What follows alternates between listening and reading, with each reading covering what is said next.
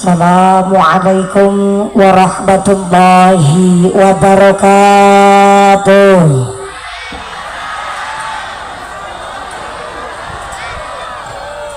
Bismillahirrahmanirrahim.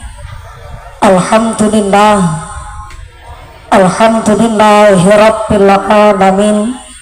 Wassalatu wassalamu ala asrafil anbiya'i wal mursalin wa ala alihi wa ashabihil mujahidin at-tahirin. Allahumma salli ala sayyidina Muhammadil fatih lima ughliq wal khatim lima sabaq nasiril haqqi bil haqq wal hadi ila siratikal mustaqim wa ala alihi haqqa qadrihi wa miqdarihil azim. Amma ba'd. Hadaratal muhtaramin wal mukarramin, para alim, para ulama, para asatid wal ustazah yang kami hormati dan yang kami muliakan. Wabil akhos kepada akhinal kiram, panjenenganipun Bapak Kiai Dimyati Syarif selaku Ketua MUI Desa Kihiyang ingkang tansah kawula hormati nuninjih ingkang kawula cadhong barokah ilmu ugi barokah doanipun. Wabil akhos dumateng akhinal kiram Al Ustadz Ali Imron yang kami hormati dan yang kami ta'zimi. Wabil akhos kepada keluarga besar Haji Waslim, keluarga besar Haji Cartam yang kami hormati dan yang kami ta'zimi. Wabil akhos kepada para guru-guru kami yang tidak bisa kami sebut asma karimnya, tidak mengurangi rasa ta'zim kami yang kami hormati dan yang kami pundi-pundi yang kami taati. Wabil akhos kepada forum komunikasi pimpinan Kecamatan Binong. Wabil akhos kepada panjenenganipun Bapak Camat yang dalam hal ini diwakili oleh Bapak Tatang Arifin selaku Sekcam Kecamatan Binong yang kami hormati dan yang kami muliakan. Wabil akhos kepada Bapak Ibu anggota DPRD Kabupaten Subang. Wabil akhos kepada Bapak Muhammad Zulian Robert, kepada Bapak Haji Taswinto selaku anggota DPRD Kabupaten Subang yang kami hormati dan yang kami muliakan. Wabil akhos kepada aparatur pemerintah Desa Kihiyang. Wabil akhos kepada panjenenganipun Singarepan Bayarinong, Bapak Zainuddin Anwar selaku Kuwu Desa Kihiyang dan Ketua Tim Penggerak PKK Desa Kihiyang. Saya minta tepuk tangan dulu kangge aparatur pemerintah Desa Kihiyang di bawah kepemimpinan Bapak Zainuddin Anwar. Atas rahmat ridha Allah Subhanahu wa taala, mudah-mudahan keluarga besar aparatur pemerintah Desa Kihiyang, Bapak Sedes, Bapak Kadus, Bapak Ketua Kembe, Bapak Ketua PPD, Bapak Kaur, Bapak Kaum, Bapak RW, Bapak RT, aparatur pemerintah Desa Kihiyang berkahnya pangkat menjadikan manfaat dan tambahin maslahat. Amin Allahumma amin, amin ya Allah ya Rabbal alamin. Wabil akhos kepada Ketua Panitia Penyelenggara, panjenenganipun Bapak Engkos Kosasih dan seluruh keluarga besar panitia aparatur pemerintah Desa Kihiyang, mangan pepaya dicampur tomat, mangan gurame sambil berlayar. Panitia tansah semangat karena kelambi seragamnya anyar-anyar. Mudah-mudahan seluruh keluarga besar panitia aparatur pemerintah Desa Kihiyang selalu ditetapkan imannya, ditetapkan Islamnya, ditambahkan ihsannya. Amin Allahumma.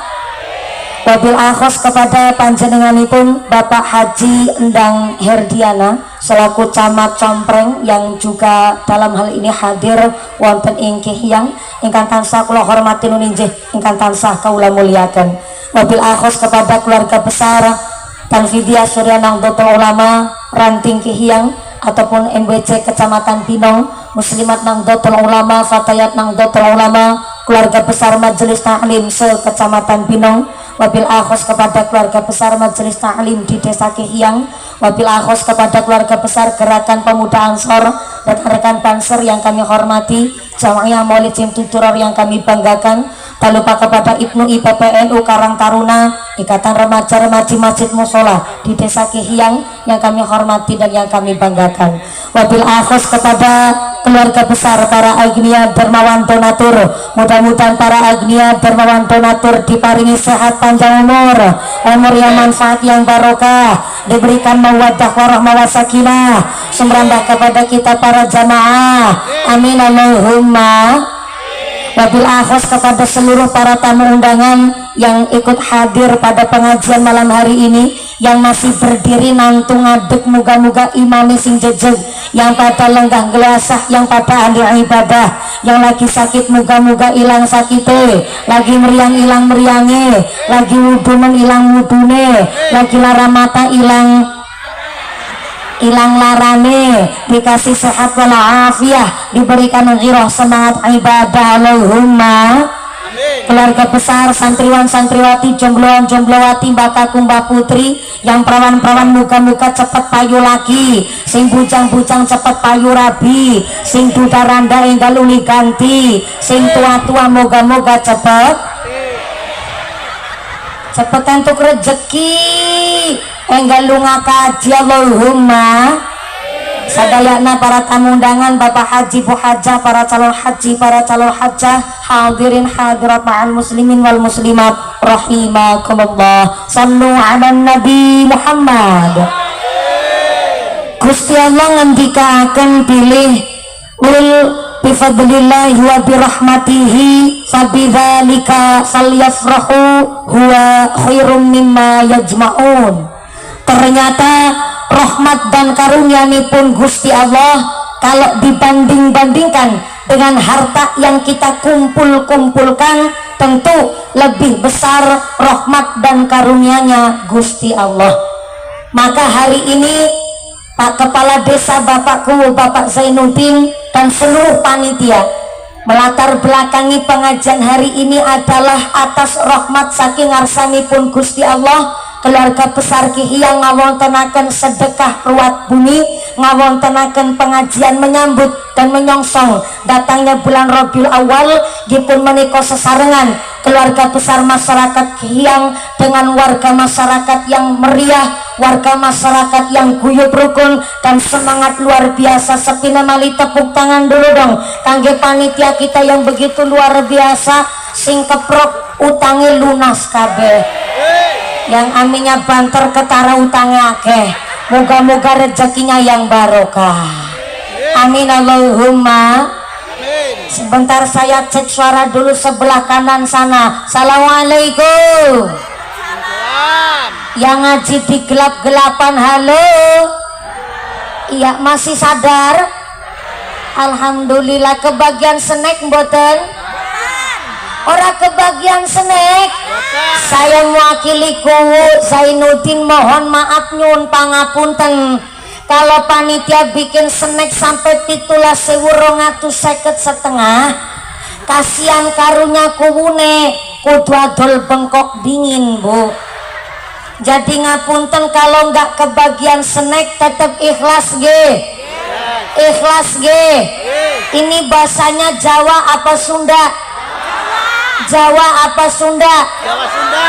Alhamdulillah, berarti Jawanya Jawa Indramayuan, Jawa Cirebonan, soalnya Jawa Ngapak Cilacap Jawa Tengah beda karo Jawane sampean. Apa maning nun sewu bahasa Sunda, abi tetiasa bahasa Sunda, tiasana cuman saalit-saalit wungkul. Jadi hapunten pisan, nanti mungkin bahasanya campur Indonesia tenanaonnya tenanaon aya wis bahasanya campur Jawa campur Sunda. Oke. Pak Kepala Desa yang mana Pak Kepala Desa sebenarnya? Oh subhanallah, nu tengah yang sorbana item hampir kesasar tadi nih kiai apa kuwu sambil sorbanan, masya Allah ganteng pisan. Ngapunten iya Pak Kuwo, ayo tepuk tangan dulu nggak apa-apa. Kaget panjenengan tepuk tangan. Ternyata Pak Kuwo Kihiyang, Pak Kuwo Zainuddin ngontenaken pengajian ini karena ternyata kita diajak untuk menjadi orang yang beruntung. Siapa orang-orang yang beruntung? Kehidupan sekarang lebih baik dari yang kemarin dan yang akan datang harus lebih baik baik dari yang sekarang. Jangan sampai sudah tahun berganti, bahkan sudah 78 tahun Indonesia merdeka, malah status kita na'udzubillah min dzalik jadi orang yang celaka. Siapa orang-orang yang celaka? Kehidupan sekarang malah lebih buruk dari yang kemarin. Jangankan jadi orang yang celaka, jadi orang yang rugi wae jangan sampai. Siapa orang-orang yang merugi? Kehidupan sekarang masih sama kayak yang kemarin, tahunnya udah ganti, masih punya prinsip aku masih seperti yang tahunnya sudah ganti, masa prinsipnya masih kayak yang kemarin. Itu namanya rugi. Rugi. Maka pengajian hari ini memang menyongsong datangnya bulan Rabiul Awal, padahal bulannya masih bulan Safar, masih bulan Safar, tapi sudah diajak peringatan Maulid Nabi karena ternyata Pak Kuwu Kihyang, Pak Kuwu Zainuddin, masyarakat wonten inggene Kihyang masalah cinta kepada Kanjeng Nabi nggak mandang waktu, betul? Nggak mandang waktu, betul? Maka Kanjeng Nabi titip pesan kepada kita, jadidis safina fa innal bahra amik wa khusizata kamilan fa innas safara ba'id. Pak Kuwu Zainuddin manggut-manggut kayak tahu artinya. Mantep banget manggut-manggut. Ini Kanjeng Nabi titip pesan sama Abidar, jadidis safina fa innal bahra amik wa khusizata kamilan fa innas safara ba'id. Perbaikilah perahumu karena lautan ini sangat dalam. Cari bekal yang banyak karena perjalanan kita masih sangat jauh. Kenapa kita kondandani perahu? Kenapa kita golek sangu? Karena kalau sudah ketemu dengan 1445 Hijriah, mestinya kepingin ketemu dengan 1446 Hijriah. Kalau sudah ketemu dengan 78 tahun Indonesia merdeka, mestinya kepingin ketemu dengan 79 tahun Indonesia merdeka. Maka pengajian hari ini kita harus punya status Mas Tato Tum. Saya ulang, Mas Tato Tum. Tulis. Bu. Halo. Bawa buku untuk bawa buku. Bawanya naon? HP. HP buat ngapain? Nyating mumpuni? Nggak percaya. Story WhatsApp sampean itu kebek isi gambarnya mumpuni wungkul. Udah bikin status tadi lagi ngaji sama mumpuni nih guys. Paham bener saya. Jadi nggak bawa buku, nggak bawa pulpen, bawanya HP. Ya udahlah, tenang naon. Sebelah kiri, bawa gue. Orang sini manggilnya bapaknya apa bapak? Bapak nih. Kalau Sunda apa? Kakak? Bapak anak. Bapak anak saha?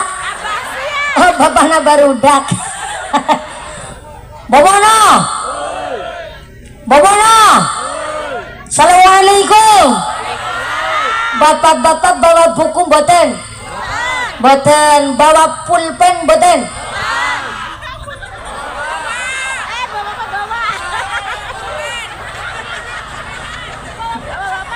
Baru juga mulai. Udah mancing-mancing wong lanang-lanang. Ini saya tanya serius Pak. Ulang. Bapak-bapak ngasto buku boten? Boten. Beto pulpen boten? Nggak bawa buku tapi bawa pulpen. Mana pulpennya? Kakak kejagongan. pulpennya kejagongan. Kalau sampai sini pikiran saya nggak nyandak. Ya udah, yang nggak bawa buku pulpen nggak masalah. Saya nggak ada niatan nyeramahin panjenengan karena niat kita eling kinelingan saling mengingatkan. Cocok? Setuju? Kata Nabi kita ini dianjurkan untuk mastata'tum. Saya ulang, mastata'tum, yang mampu mengukur kemampuan diri kita ya diri kita sendiri. Sebab man arafa nafsi arafa rabbi. Kalau bisa membaca dengan kepribadian sendiri, maka kita bisa baca apa yang jadi kemauan Gusti Ilahi Rabbi. Status kita ini pengajian jadi warga masyarakat Kihiyang, masukkah kita golongan status wong sugih? Apakah fakir? Apakah miskin? Jangan-jangan malah orang duafa. Sebab apa? Banyak zaman sekarang sudah 78 Indonesia merdeka, bahkan sampai sudah ruat bumi, tapi banyak orang lupa diri, lupa dengan statusnya pribadi. Siapa wong sugih? Sugih itu dalam belanja sehari buat beli beras, beli minyak goreng, beli gas LPG, bayar listrik, tuku banyu, nyangoni bocah mangkat sekolah, jatah belanja sehari 300.000 rupiah. Bu, halo, jatah belanja sehari 300.000 cukup apa luwe? Saya ulang. Jatah belanja buat beli beras, beli minyak goreng, beli sayur, kebutuhan dapur, gas LPG, bayar listrik, nyangoni bocah bekal sekolah. Satu hari jatah belanja 300.000 cukup apa luwe? Luwe. Pancen bener-bener wong wadon desa Kihiyang ki ora kena diajak kompromi. Kula iki lagi mbelani sampeyan, Bu.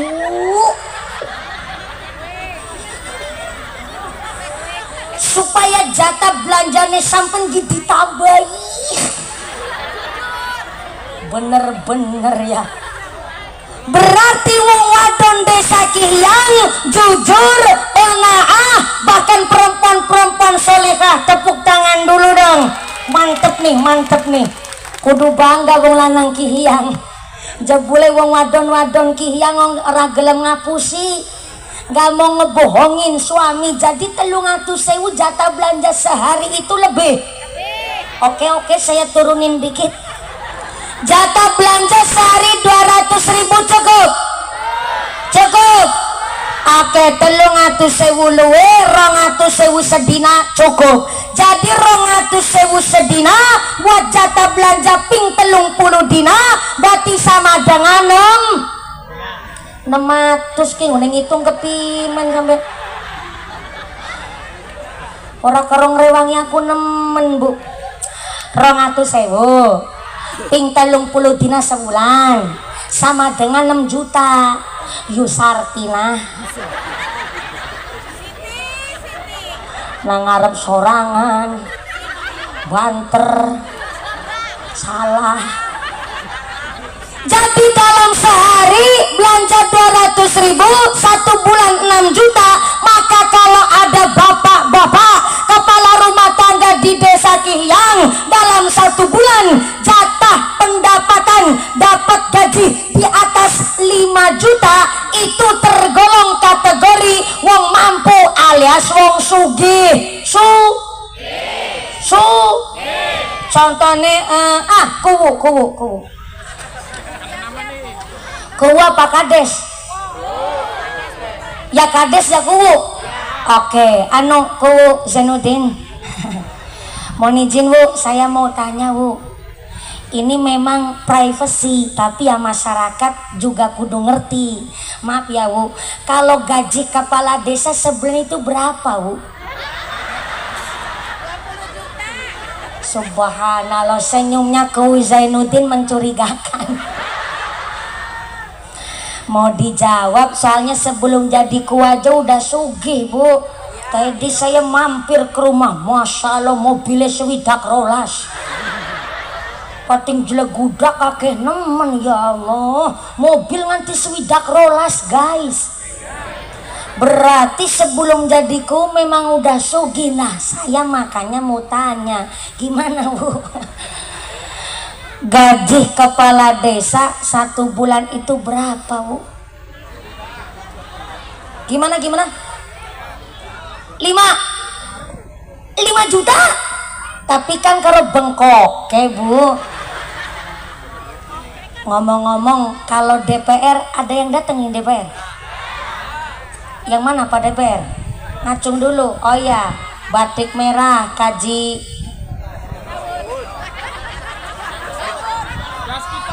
Daswinto. Terus DPR satu lagi Opak Robert. Subhanallah Kaji Robert. Biasanya kalau Kaji Robert itu dicas Pak biar nggak robek. Oh robek. Maaf ya DPR. Ini kalau ada DPR datang ke pengajian berarti sebentar lagi harap pemilu.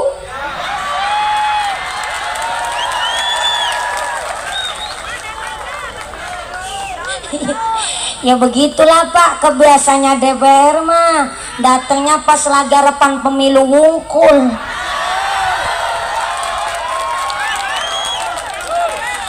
Lebar pemilu biasanya kelalen. Tapi bukan DPR kene kono. Soalnya nek kene kan DPR dicas dingin biar nggak robek. Mohon izin Pak DPR, kalau DPR gaji sebulan berapa Pak DPR? Iya gaji 4,5 juta. 4,5 juta, tapi kan plus tunjangan. Kalau DPR gajinya 4,5 juta per bulan plus tunjangan, kadang kita yang diwakilin rakyat kecil nggak punya gaji malah ketunjang. Agak beda Pak, tunjangan sama ketunjang. Tapi ndak apa-apa, yang penting kita masyarakat sing sehat waras selamat, rezekine sing barokah, rezekine sing gawa manfaat, rezekine sing gawa maslahah. Amin Allahumma. DPR gajinya 4,5 juta plus tunjangan, kepala desa 5 juta gaji per bulan plus bengkoke sekalian, berarti itu kategori wong sugih. Sugih iku sifate kudu seneng sedekah. Wong sugih iku sifate kudu seneng nyah.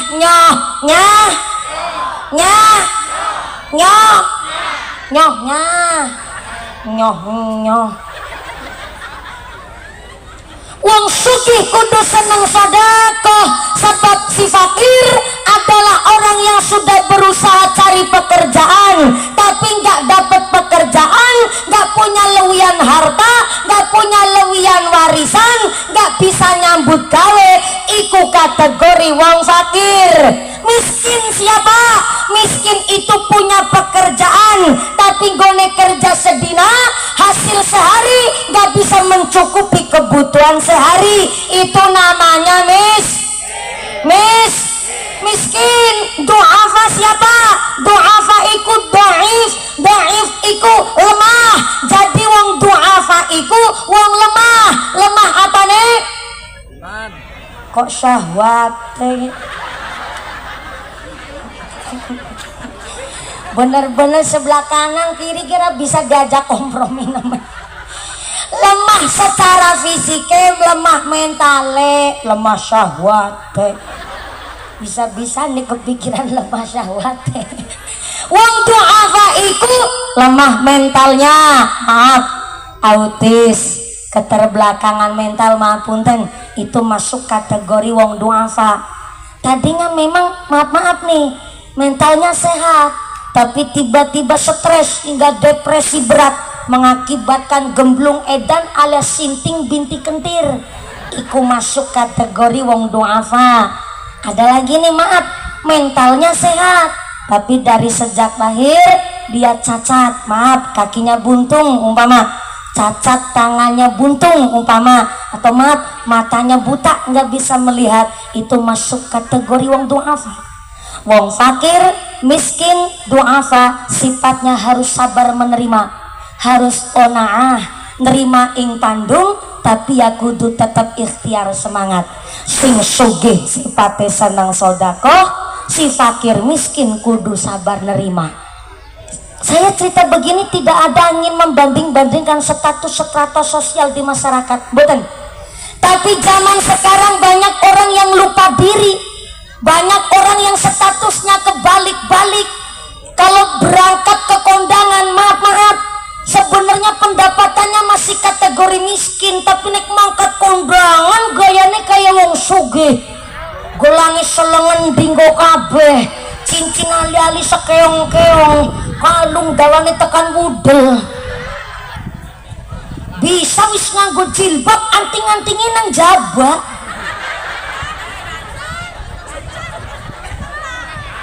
Wis jilbaban anting-antingin nang jaba ki dicantel langen dia. Aku lagi mikir, kadang-kadang aku ya Herman, ya heran. Stylish silakan, fashionable monggo, mengikuti zaman oke, tapi Mas Tato ngukur kemampuan. Yang namanya mewah, yang namanya glamor, berpakaian itu kan sing penting rapi, nutup aurat. Rajin itu nggak harus glamor, rajin itu nggak harus mewah, rapi itu nggak harus mawi kudu sing berbling-bling. Kira-kira maaf pendapatannya masih kategori miskin, ya sing Mas Tato ngukur kemampuan. Terkadang nek mangkat plesir, mangkat hiling-hiling, guayane kayak wong sugih, tapi giliran nampak BLT karo PKH dadakan melarat kabeh.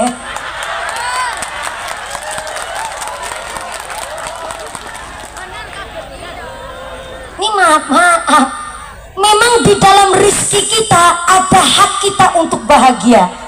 Contoh, panjenengan punya rezeki satu hari jatah gaji 1 juta umpama. Kerja apa gue sedina 1 juta?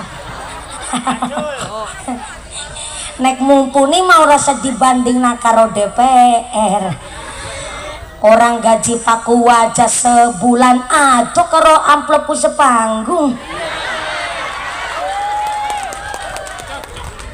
Di dalam rizki kita ada hak kita untuk bahagia, tapi tetap kudu Mas Tato ngukur kemampuan. Kalau masih doyan BLT, masih doyan PKH, ya ora usah memaksakan kehendak utang banggo tuku motor PC.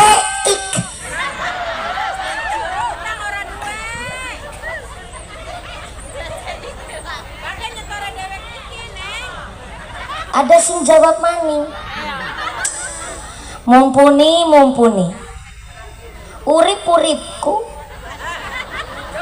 motor sing nyetori aku, ngapain mumpuni ku campur. Bentar, kalau masih doyan BLT, masih doyan PKH, jangan memaksakan kehendak utang bank go tuku mobil Avanza. Kirane mau usaha, ya tuku motor sing second dingin ngarane Mas Tato ngukur kemampuan. Walaupun di dalam rizki kita ada hak untuk kita bahagia, tapi kita supaya ikut Kanjeng Nabi, Mas Tato ngukur kemampuan. Saya ngomong begini Pak, Indonesia niki krisis stres, lagi darurat, wong pada depresi. Kemarin di Jawa Timur 526 suami di Kabupaten Bojonegoro berangkat ke pengadilan agama untuk menalak istrinya secara berjamaah. Nggak percaya? Searching di berita Google, lagi rame dibahas. 526 tadinya cuma 374, sekarang naik menjadi 526 suami menalak istrinya secara berjamaah hanya gara-gara mangkel sampai enak alias jelek. dina-dina dibanding-bandingin karo bojone tanggan.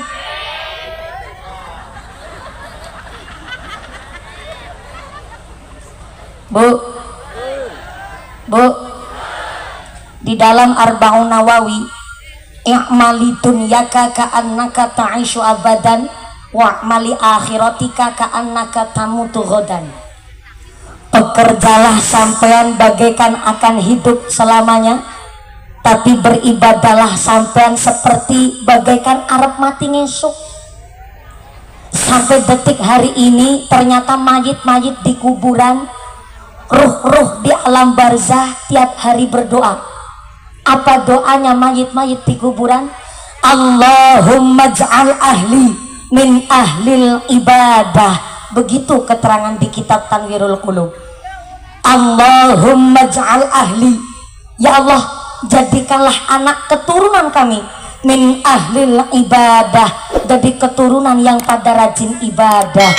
Itu keinginan mayit-mayit di alam kubur, supaya diberikan anak keturunan yang ahli ibadah. Tapi tidak sedikit gelintir orang pada ziarah ke kuburan, ahli waris pada ke makom ke kuburan, bukannya baca surat Yasin, bukannya maca Al-Quran, malah takono mertogen.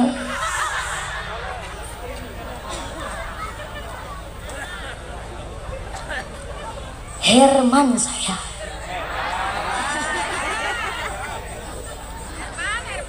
Maka maaf punten, memang kerja itu susahnya luar biasa. Orang zaman sekarang baik-baik udah jadi aparat negara, masih ketahuan pakai judi slot sekalian. Kemarin yang berseragam, gak usah saya sebut dari golongan mana, berseragam satu sektor malah main judi slot. Gak usah yang pakai seragam, wong DPR RI bae-bae lagi sidang paripurna gitu dolanan judi slot. Saya tahu DPR Dewan Perwakilan Rakyat, tapi rakyat pengangguran judi gak usah diwakilin DPR. Dulu orang judi terang-terangan di pos kamling, pegangnya kitab Toret sing ditata digeret, moninet teplek, tah kasut teplek, tah bedor teplek, tah kenci teplek, tah cingik.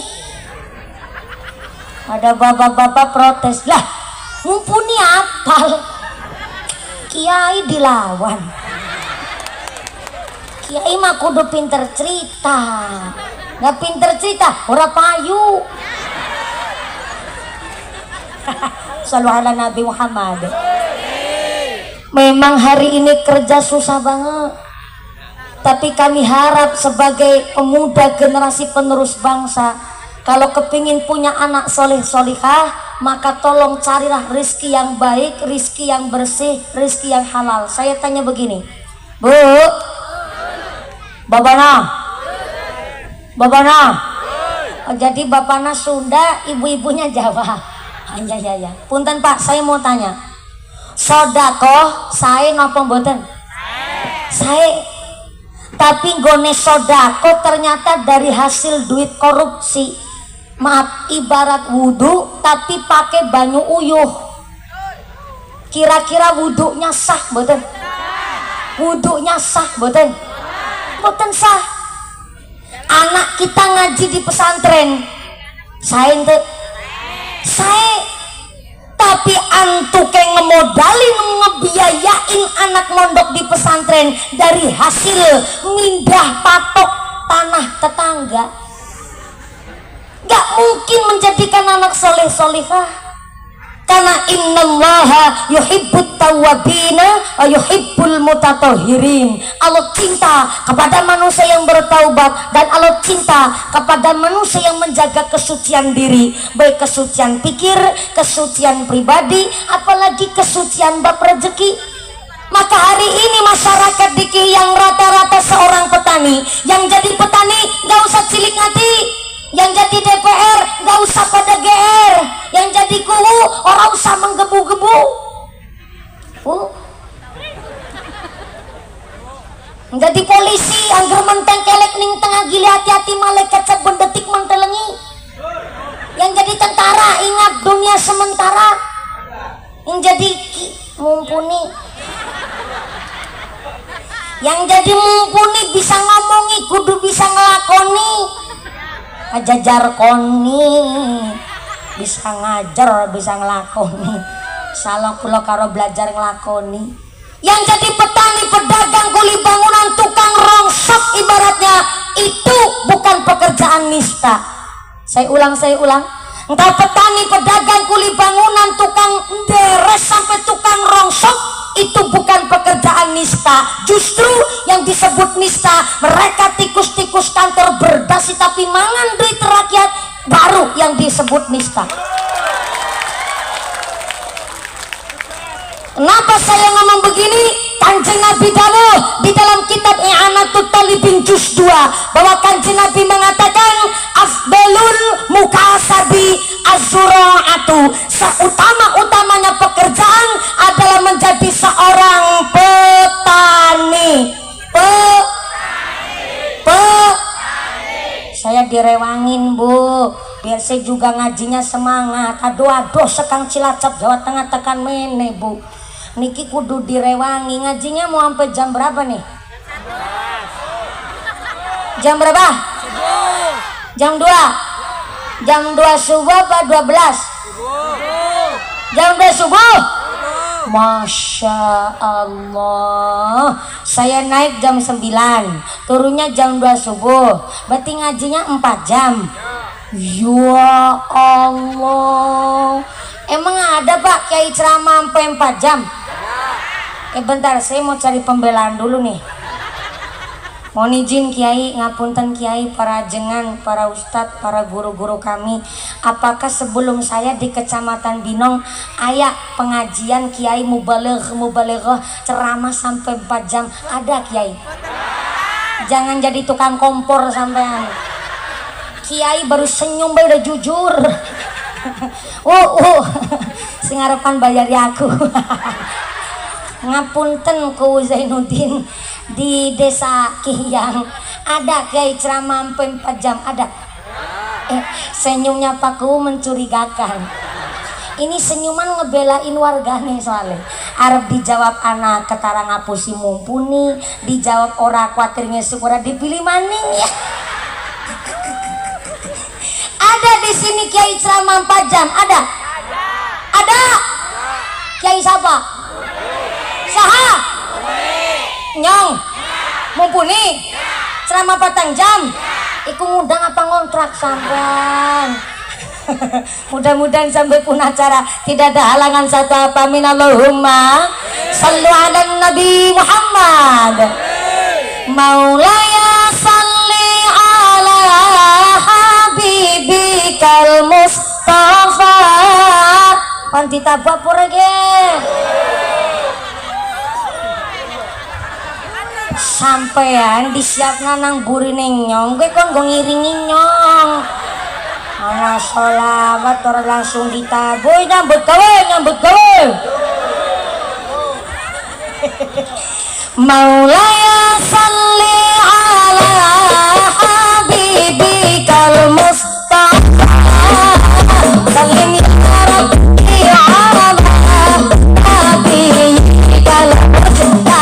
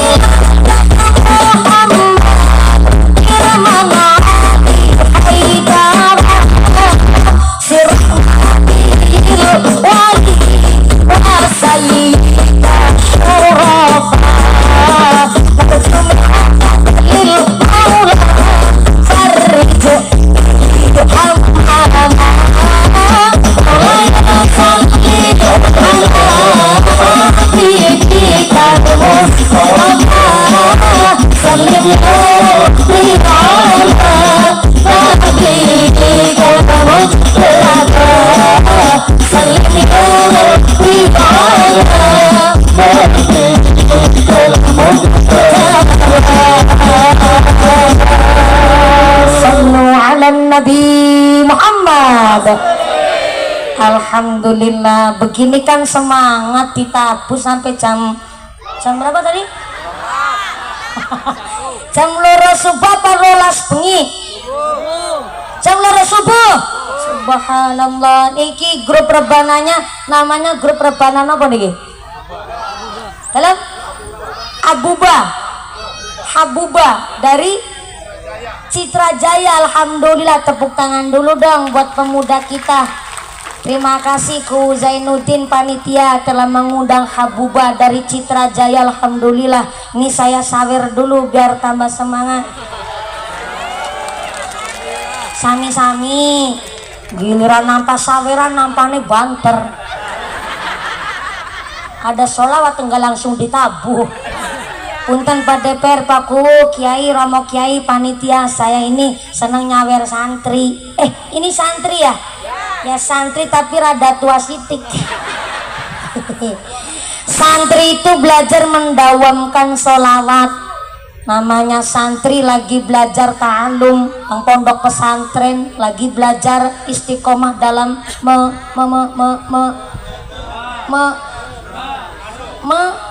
melantunkan sholawat. Ketimbang bocah nom-noman saiki pada nganggo budaya western, budaya barat, apalagi kita sedang digempur oleh budaya Cina yaitu namanya TikTok. Nggak usah sing nom-nom lah, mau saiki bakeh nenek-nenek nini nganggo legging, nini leggingan nangarep HP kerenggut.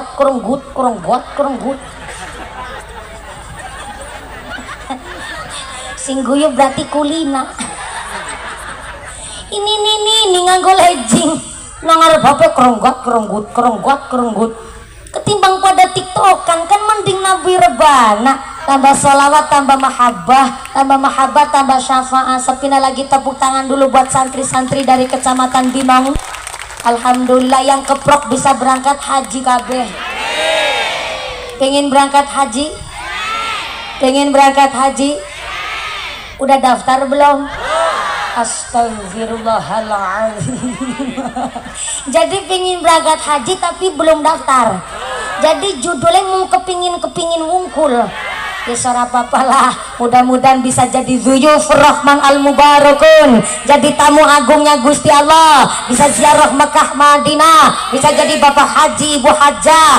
Amin Allahumma. Maka Kanjeng Nabi mengatakan di dalam kitab I'anatul Talibin, dijelaskan di dalam juz 2 bahwa afdalul mukasabi az-zura'atu, utama-utamanya pekerjaan adalah seorang petani. Petani Bu, padahal Kanjeng Nabi adalah saudagar.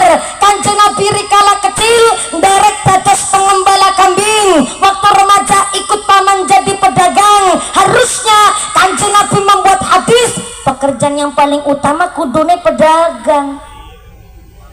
Tapi dengan hadis tadi dijelaskan di dalam I'anatul Talibin, artinya rupanya betul Kanjeng Nabi adalah kekasihnya Gusti Allah. Kanjeng Nabi adalah manusia yang adilnya begitu luar biasa. Kanjeng Nabi tidak belani pekerjaannya sendiri, justru Kanjeng Nabi menjadi seorang pedagang karena diniatkan mendistribusikan hasil dari pertanian. Maka kenapa Kanjeng Nabi betul-betul di dalam hadisnya menyampaikan bahwa afdalul mukasabi, seutama-utamanya pekerjaan az-zura'atu, seorang petani. Yang kedua, seorang pedagang. Yang ketiga, seorang kuli atau buruh atau ahli profesi. Dan yang keempat, justru yang terakhir adalah pekerjaan menjadi seorang pejabat negara, pelayan pemerintah, abdi negara. Nomor 4, petani nomor 1, presiden nomor 4, petani nomor 1, gubernur nomor 4, petani nomor 1, camat nomor 4, petani nomor 1, bupati nomor 4, petani nomor 1, DPR nomor 4, petani nomor 1, polisi nomor 4, petani nomor 1, lurah nomor 4, Kuwu nomor petani nomor. Nek wis cerita kayak gini Bu, aku ora urusan karo amplop Bu. Saya nggak urusan, pokoknya kuwu arep motong amplop ya terserah. Arep ora dibayari gimana enggak silahkan. Angger wis durung bayar ngarang maning. Untuk kamene aku berang ngerti di amplop ya para bak kurang ngerti. Sallallahu ala Nabi Muhammad. Maaf ya Bu. Dari tadi kuwune karo zikir sambil ngebatin ke bocah kelalen orang ngerti sinya ke amplop aku. Soalnya ternyata menjadi seorang petani diutamakan oleh Kanjeng Nabi, pekerjaan yang paling nomor siji, karena ternyata nandur petani adalah menjadikan sodakoh, kata Nabi. Saya ulang nih. Kenapa petani dijadikan pekerjaan yang nomor hiji? Karena Kanjeng Nabi mengatakan tanamnya petani, nandur petani dadekno sodako. Nandur pari di grumut wereng berarti petani sodako karo wereng.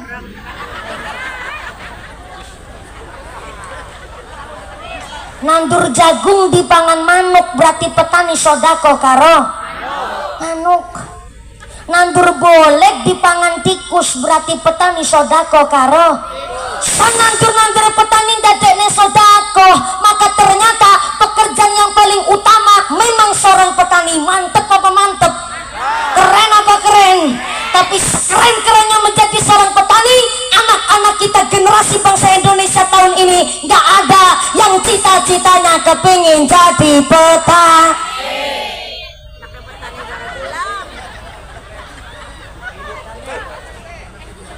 Kenapa dan mengapa anak-anak kita gak mau menjadi petani? Pertama, anak kita lahir di zaman IT yang kepinginnya hanya pakai skill otak, gak harus pakai otot, gak harus pakai tenaga, hanya duduk di kursi tapi menghasilkan duit. Ini faktanya Bu. Yang kedua, jadi petani harus ulet. Menjadi petani kudu prihatin. Petani harus punya skill mengolah tanah, ngerumat tandurannya nggak mudah, cari pupuknya terkadang susah, bareng panen malah didol payune.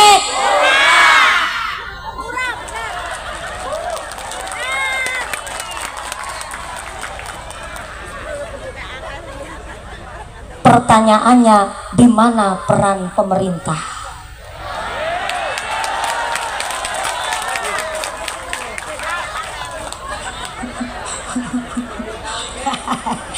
Terus kalau begini saya ceramah ada ketar-ketir saya. Ngalamat amplopnya bablas. Begini. Saya tidak pernah ceramah menyudut-nyudutkan pejabat apalagi pemerintah. Justru setiap saya pengajian kita cari solusi bareng-bareng. Seperti ini, contoh, ada yang kadang-kadang ngeritik masyarakat. Saya bukan warga situ, tapi saya terkadang disuruh sama panitia ataupun orang supaya umpama nih jalan kok jalannya aspale bosok kabeh. Jangan hanya menyalahkan pemerintah Ibu. Contoh saya mau tanya gini, punten Bu, di Kihiang ada yang nerima BLT ada? Ada yang nerima PKH ada? Nah, selama masih menerima BLT, selama masih menerima PKH, itu duit APBD dari desa, separohnya itu digunakan untuk mendistribusikan dari PKH BLT yang diterima masyarakat. Jadi selama sampai nerima BLT PKH jalannya bosok we memper. Yang kedua, jalan rusak itu kita cari solusi. Tanya dong sama kuwunya. Umpamanya di sini mah jalannya halus kabeh.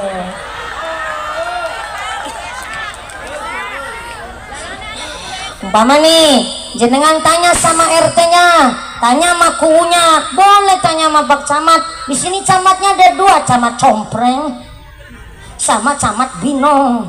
Tanya, Mat, Bu, Mat Pak Camat maksudnya, Mat, Bu, ini jalan kok butut baik, kenapa ya Bu? Apa karena memang ini dalam desa, dalam kecamatan, dalam kabupaten, dalam provinsi, dalam nasional, apa dalam bayi?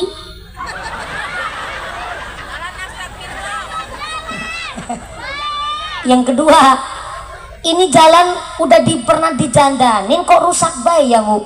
Apa karena cuacanya ya Bu? Apa kurang drainase ya Bu? Apa muatannya melebihi kapasitas apa ya Bu?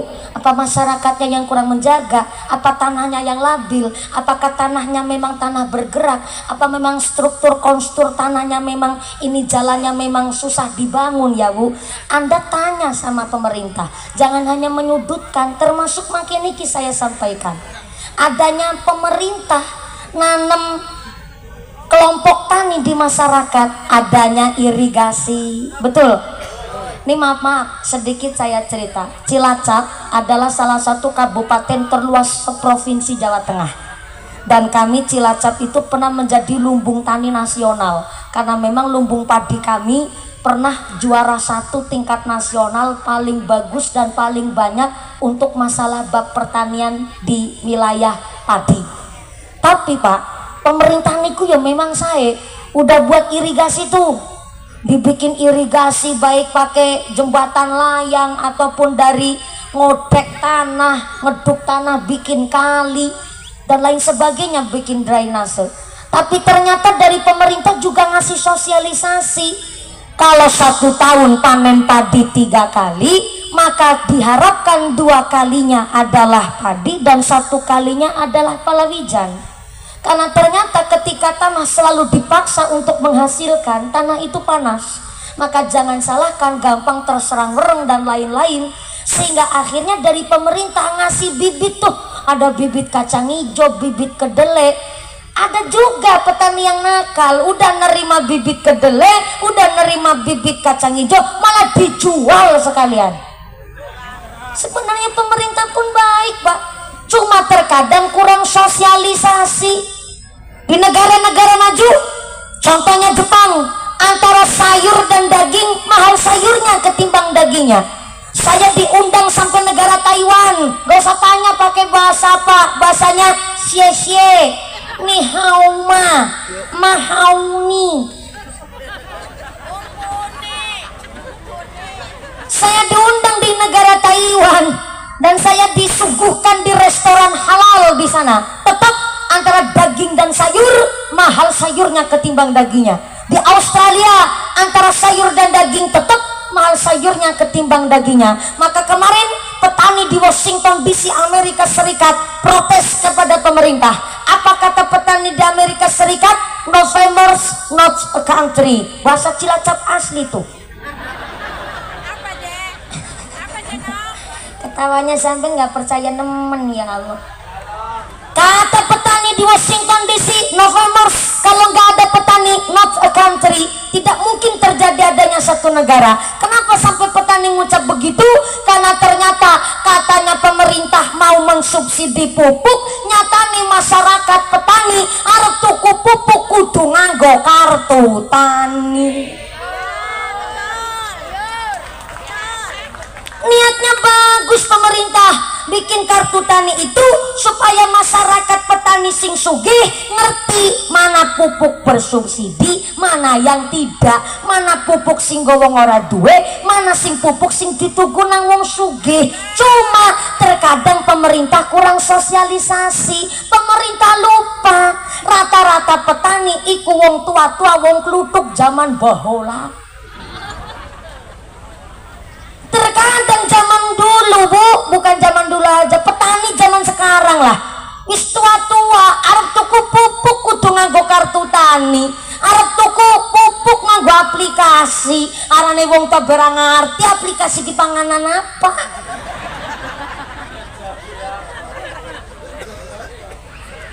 Jadi niatnya bagus tapi kurang sosialisasi. Maka maaf nih, setandur-tandure petani iku ndadekna sedekah. Maka sampai Sayyidina Umar bin Khattab radhiyallahu anhu mengatakan bahwa titel jabatan tertinggi di dunia ini adalah mangan.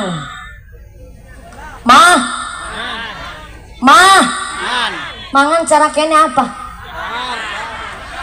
Madang. apa maning nyatu mangan sudah bahasa Sunda nih halus tuang badok jelag sebelah kanan ki mancing emosi banget kan mau yakin nam badok barangan. Sayyidina Umar radhiyallahu anhu mengatakan jabatan titel tertinggi di dunia ini adalah mangan. Sebab apa? Orang mangan ya lemas. Orang mangan lem. Banser bisa ngadek ngelir mau nembe mangan.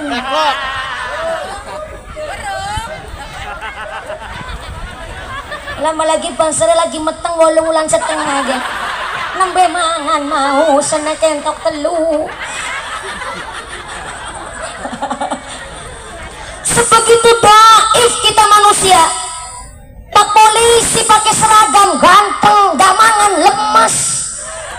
Pak babinsa ganteng gak dahar lemas. Mumpuni ceramah morot-morot mau nembe mangan gak mangan. Ora isa morot-morot gini ceramahnya. Lemas. Wong Islam ora mangan lho, salat bisa ngadeg.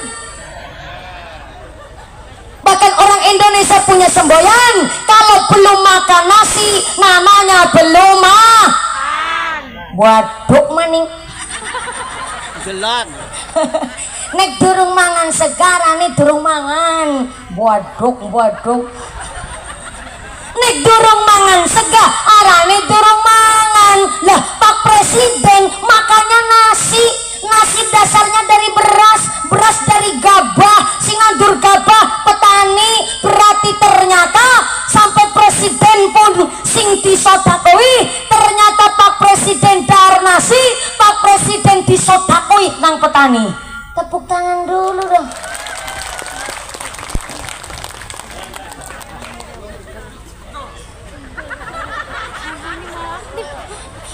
Bentar ambekan dulu saya.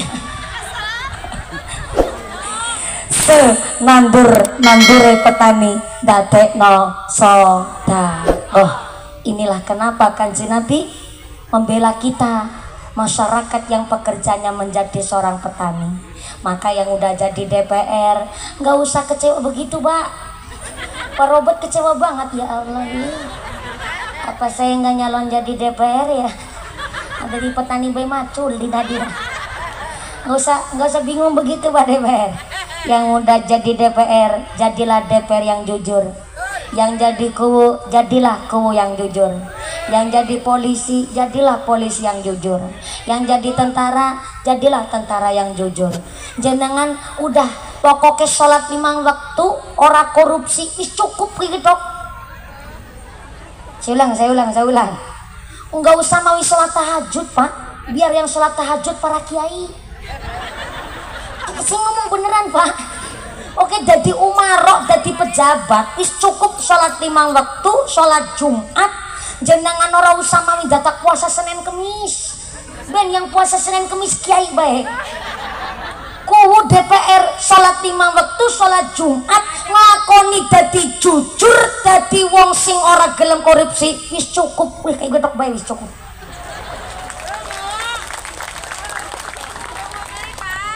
Makanya Baku, saya ini berulang kali dicalon-calonin jadi DPR, Pak Robert, Pak Kaji, siapa ya?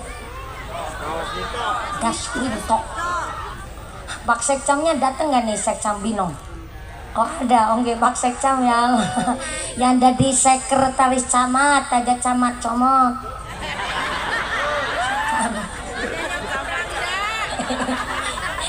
Kalau camat Compreng mah udah sering ketemu saya. Mana nih, dateng gak nih Pak Camat Compreng? Iya, sebelah sana ya Allah. Ketemu lagi nih Ki Pak Camat. Kalau belum mah udah tahu modelnya saya ceramahnya memang begitu. Maaf ya anu. Tenang Pak Camat Compreng, nanti amplopnya saya bagi 2. Ya Pak Camat amplopnya saya isi nih. Shallallahu ala Nabi Muhammad. Saya nggak pernah kepikiran ingin terjun ke masalah partai politik. Walaupun saya ini berulang kali kemarin saya dicalonkan di DPR RI, saya nolak. Biar Pak Robert sama Kaji Daswinto bae sing dadi DPR. Kalau beliau jadi DPR udah pernah jabat nih, mau nyalon lagi mana? Beliau DPR Dewan Perwakilan Rakyat, saya DPR Durung Payu Rabi. Puas. Sampai kemarin saya masuk survei, Pak, calon kandidat Bupati Cilacap, saya ketawa sampai kepingkel-pingkel. Lebocak kencur wingi sore minyak belek lancung ragepeng. Masuk survei saya, Pak, hanya gara-gara saya punya masa, punya jamaah banyak, saya dicalonkan kandidat calon Bupati Cilacap. Entah siapa yang nyalonin, tapi ternyata ada yang milih 0,25%. Saya nggak punya pikiran ingin terjun ke partai politik. Kenapa? Saya pikir begini, sebegini banyak satu lapangan desa Kihiyang kumpul hanya gara-gara kepingin ngaji ketemu dan kepingin meriksani weruh tonggos untune mumpuni. Saya yakin jenengan plus penasaran malam ini. Kenapa penasaran? Background di belakang saya adalah saya mumpuni ini seorang santri. Coba kalau saya datang sudah ada partai politik yang melekat di dalam diri saya, mungkin hari ini Anda tidak secinta malam ini kepada mumpuni. Betul? Tapi Pak Robert nggak usah kecil hati kalau kaji daswinto. Nggak apa-apa jenengan ikut partai politik. Harus dari kalangan kita ada yang mewakili di DPR. Harus ada yang mewakili menjadi seorang umaro. Kenapa seorang pejabat harus berangkat dari seorang santri? Kalau santri cuma ngerti fikih tapi nggak mau melek dengan keadaan zaman, bahaya, bisa jadi bonekanya orang-orang yang berpolitik busuk. Maka kata Syabdul Qadir Al-Jailani di dalam kitab Ghunyah, santri itu punya 3 landasan ilmu. Yang pertama, ilmu ulama, nahwu syaraf, hadis, tafsir, fikih, ngelotok namanya santri. Tapi yang kedua, santri harus siasatul mulki, melek dengan keadaan zaman. Contoh di belakang saya ini namanya alat rebana, Pak. Kita baca sholawat nggak usah dipiringi alat rebana, udah indah namanya baca sholawat. Tapi kenapa harus diiring alat rebana? Ini mengikuti zaman. Kita harus betul-betul balance dengan keadaan. Kalau kita sampai dikalahkan oleh budaya orang-orang barat, kita nggak punya identitas, bahaya. Maka adanya alat rebana adalah salah satu bentuk santri itu melek dengan keadaan zaman. Jangan salah, namanya santri itu banyak yang juara internasional sampai olimpiade sains. Banyak anak-anak santri dari pondok-pondok pesantren. Sebab apa? Harus siasatul mulki. Tapi ya bahaya kalau nggak ngerti bab fikih, hanya ngerti melek keadaan zaman, cuma ngerti politik, kok sampai nggak tahu yang namanya bab fikih, hanya akan menciptakan gerandong-gerandong di masa depan. Halo, saya ulang nih. Cuma ngerti fikih tapi nggak mau melek dengan keadaan zaman, siap-siap hanya akan jadi bonekanya orang berpolitik busuk. Dan sebaliknya, hanya ngerti politik nggak mau ngerti apa itu pendidikan dasar agama, siap-siap hanya akan menciptakan gerandong-gerandong di masa depan. Siapa gerandong-gerandong di masa depan? Anak aspal diuntal, besi dilek, semen diuntut, jembatan dikerikiti, sampai kadal diuntal. Kenapa kok sampai rakus korupsi, padahal makan hanya pakai nasi, sayur tempe, sayur kangkung aja perut kenyang? Kenapa harus korupsi? Karena nggak tahu ilmu. Singapura negara secuil, tapi kenapa Singapura bisa jadi negara maju? Karena orang Cina di Singapura sangat-sangat takut sama orang Melayu asli Singapura. Ada yang ditakuti, maka negaranya maju. Cina negara terpadat di dunia, saking padatnya mampu menjalankan menjadi misi negara maju. Karena di Cina pejabatnya ketahuan korupsi langsung dihukum mati, maka negaranya maju karena ada yang ditakuti. Tapi di Indonesia kenapa belum bisa jadi negara maju? Karena di Indonesia jarang yang ditakuti. Pejabat dilantik di bawah kitab suci Al-Quran, tapi setelah jadi pejabat tetap korupsi. Berarti kan Indonesia Al-Quran berarti wedeni. Maka santri memang harus ada yang betul-betul menjadi umaro. Santri-santri kita yang di pondok pesantren sudah punya dasar ilmu ulama, harus ngerti siasatul mulki. Sebab maaf punten ini Bapak Ibu, yang namanya miftahul hidayah, kuncinya petunjuk ala ilmul nafi'ah. Ilmu yang manfaat adalah kuncinya petunjuk. Sedangkan turunnya hidayah, ilmu yang manfaat adalah salah satunya sanad ilmu yang runtut, yang jelas. Kenapa anak kita harus mondok di pesantren? Walaupun cita-citanya jadi presiden, walaupun cita-citanya jadi gubernur, jadi polisi, jadi tentara, harus di pondok pesantren terlebih dahulu. Supaya apa? Anak sing diwedeni. Saya ulang, ada yang ditakutin. Kalau seorang santri lulus dari pesantren, ketika kelak jadi seorang DPR, korupsi, minimal kemutan sama alma mater pondok pesantrennya, minimal ingat sama gurunya. Kalau udah ingat sama gurunya, nggak mungkin dia tuh mindak barang awon. Nih maaf, jangankan sekelas pejabat yang korupsi, jangankan oknum pemerintah yang pada korupsi, masyarakat dikih yang baik, wong Islam tapi ora sembayang. Anak dheweke ngerti inna salata kanat alal mu'minina kitaban mauquta. Salat adalah kewajiban setiap mukmin yang telah ditentukan waktunya. Dheweke ngerti nek ora salat ora bisa manjing sorga. Tapi kenapa tetap ngakule Islam ora sembayang? Karena orang ngerti ilmune. Kalau tahu ilmunya salat, gak mungkin dia ninggal salat. Pejabat ngerti korupsi niku wasariku kelalen namanya pejabat, namanya nyolong. Pencuri lanang, pencuri wadon wajib tangane kudu dipotong. Pejabat pun ngerti namanya nyolong niku pegawaian dosa, tapi tetap nyolong karena nggak ngerti ngilmune. Nek ngerti ngilmune menjadi seorang pejabat, orang mungkin nyolong. Semanten ugi wong Islam ngerti nek ora sholat ora bakal manjing sorga. Tapi kenapa esyake wong Islam ora gelem sholat? Karena orang ngerti ngilmune. Nek ngerti ngilmune sholat, orang mungkin ninggal sholat.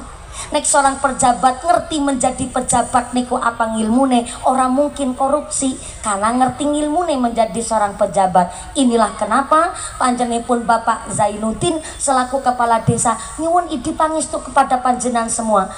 Wisatanya mantep. Ini wisata desa, betul.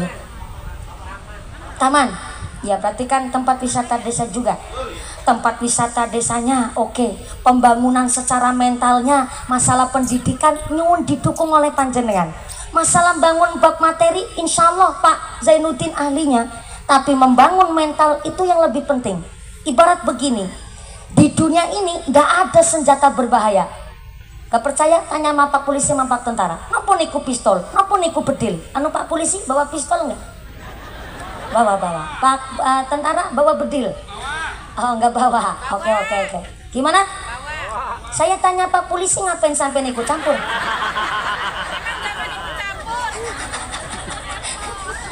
Nggak ada di dunia ini senjata yang berbahaya. Napa niku nuklir? Yang lagi rame di Jepang. Ternyata limbah nuklir dibuang ke laut. Gak ada senjata yang berbahaya. Napa niku bedil, napa niku pistol, napa niku pedang. Gak ada senjata yang berbahaya. Karena yang lebih berbahaya adalah orang yang menggunakan senjata kalau gak didasari iman takwa. Maka polisi tentara kudu senang pengajian sekarang. Pak Polisi, Pak Tentara, masyarakat kudu meniteni dan menengeri. Kalau ada tentara polisi kok demen pengajian, berarti polisi dan tentara yang supel, humble. Tepuk tangan dulu buat polisi dan tentara.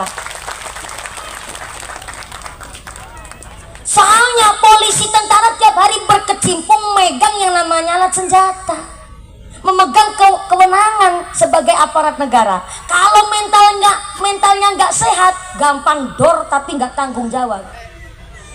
Ini yang saya maksud, bahwa membangun masalah mental itu yang jadi PR kita bersama. Hari ini anak-anak kita nggak mau yang aja jadi petani, sebab jadi petani ruwet, prihatin, kudu tekun. Maka sudah semestinya ketika ingin punya generasi yang baik, kita harus membangun mental orang tuanya terlebih dahulu dengan sehat. Sebab napa? Kanjeng Nabi ngendikaken bahwa orang tua wajib memberikan warisan kepada anaknya, tapi warisannya bukan sertifikat, bukan masalah tanah, bukan berbentuk rumah ataupun mobil Pajero. Kaji Jainuddin lagi WhatsApp chattingan nama istrinya. Istrinya sebelah mana istrinya? Oh iya lagi chattingan, bener. Nggak apa-apa, lanjut aja Bu. Ngundang tapi orang ngaji. Nggak apa-apa, yang penting udah bayari gitu katanya. Salu ala Nabi Muhammad. Begini Pak Bu, masalah ruat bumi. Kalau ngeruat bumi itu biasanya ada sedekah bumi ya. Di sini nyebutnya sedekah bumi apa ruat bumi? Sedekah sendiri, ruat sendiri. Oh sama aja. Oh, kalau di tempat saya ruat bumi, sedekah bumi itu biasanya bulan Muharram. Bulan Muharram malah ngepasi tanggal 10-nya. Karena ngendikane Ibnu Abbas radhiyallahu anhu bahwa walau bisikit tamri, orang di tanggal 10 Muharram itu dianjurkan untuk bersodakoh walau bisikit tamri, walaupun pakai separohnya buah kurma. Cuman punya kurma satu, kok tanggal 10 Muharram disuruh disodakohkan, yang separoh disuruh dimakan sendiri, separohnya lagi disuruh disodakohkan. Gara-gara inilah kenapa orang Jawa kalau tanggal 10 Muharram ada ruat bumi, sedekah bumi, yaitu sedekah dengan hasil pertanian.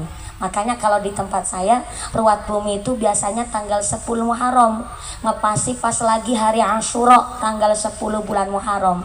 Tapi ternyata ini ruat buminya sinambi sedekah bumi plus ngiras irus karo ngiris, kan ngiris juga, ngiris lemper ya kan, ngiris apem, ngiris apa lagi? Ngiris bumbu, ngiris ayam, ngiris apa lagi? Tahu. Oh ngiris bolu. Oh snacknya isinya bolu. Alhamdulillah. Ada yang nggak kebagian snack? Makanya berangkatnya singgasi. Oh aduh, walaupun nggak kebagian snack tetap rezeki yang barokah. Jauh mana sama saya? Saya Cilacap Bu. Jenengan jauh mana? Sudah. Subang.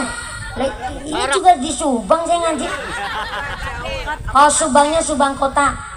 Oh orang kota. Ya Allah, gayane. Salam ala Nabi Muhammad. Ngajinya ini sampai jam 2 subuh nanti. Nanti sampai Subang kota jam berapa sampai? Oh jam 8 pagi sekalian sholat duha nih, alhamdulillah ya. Ini ikhlas ngajinya sampai jam 2 subuh. Betulan? Estu? Tuku aci diwadahi gelas, mangkat ngaji atine ikhlas. Sabar buang nyekel rebana sono sing rasa sabaran ibune. Ini lagi ngemat-ngemat nandingin gila gua apa ya kayak gue.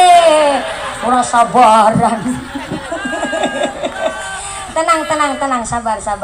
Biasa ibu-ibu kayak gitu Mas, di mana-mana nggak sabaran. Oh ditabu-tabu, wis disawer, sing nyawer aku sing resek sampean.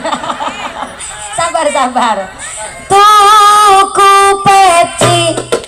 Tuku peci karo tuku pulas, ngaji awak lemu kerolas. Allahumma salli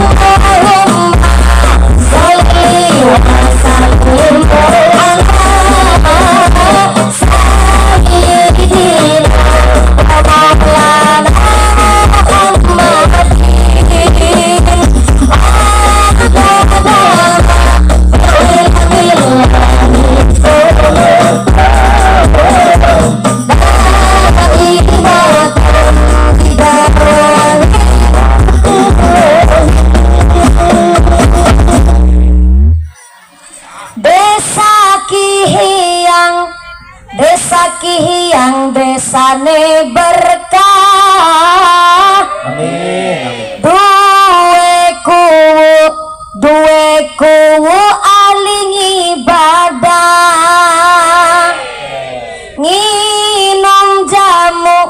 Nginum jamu dicampur cengkeh. Bojone ku awake lemu gelange.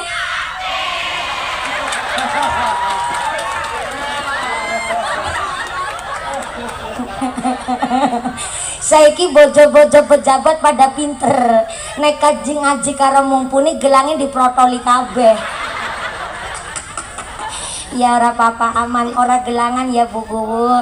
Aman alhamdulillah. Umpamane gelangan ora apa-apa Bu. Anak tanggane gelange akeh mungkin karena celengan.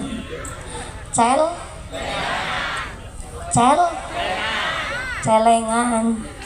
Oh, memper gelange akeh wong anake telu. Sing barep nembe kuliah karo mondok. Nomor loro MTS karo nang pesantren. Si nomor telune malah nembe iringi nembe lebar disunat. Pantesan bojone ku gelange akeh anu celengan. Celengan. Wong iku pikirane sing husnudzon, pikirane sing apik, dene nasib apik nampek marang awake dewek. Amin Allahumma. Amin Allahumma. Shallu ala Nabi Muhammad. Ini ngajinya sampai jam 2 subuh kan? Iya takon tok aku. Genah naben sampean lebih mantap. Anak kita nggak mau jadi petani. Iyalah. Oh hidupnya serba enak zaman sekarang. Konuri perkasa yang nggak mau. Makanya Sayyidina Ali karramallahu wajhah. Kenapa saya ngucap Sayyidina Ali? Karena ternyata Kanjeng Nabi sampai bilang begini. Ana Madinatul Ilm wa Ali babuha. Kalau saya adalah kotanya ilmu, maka Ali adalah pintunya. Sayyidina Ali niku memang terkenal cerdas, tangkas di dalam mikir. Sampai Sayyidina Ali titip pesan, orang tua kalau mewariskan harta kepada anak ya bagus. Tapi warisan yang terbaik orang tua kepada anak bukan sertifikat tanah, bukan berbentuk mobil Pajero, tapi sertifikat yang paling bagus buat warisan kepada anak yang pertama al-hilmu. Saya ulang, al-hilmu, arif bijaksana supaya anak tahu posisi dan tahu penempatan. Anak sekarang sekolahnya sampai kuliah, mau ngaji bab apa baik silakan, mau ngilmu dari western budaya barat ataupun ilmu Cina monggo, ngilmu Itali silahkan dipelajari. Tapi kurang etis kalau insinyur sampai menyalahkan metode pendidikan orang-orang tua kita zaman dulu. Orang tua kita zaman dulu memang gak sepenuhnya betul, gak sepenuhnya salah.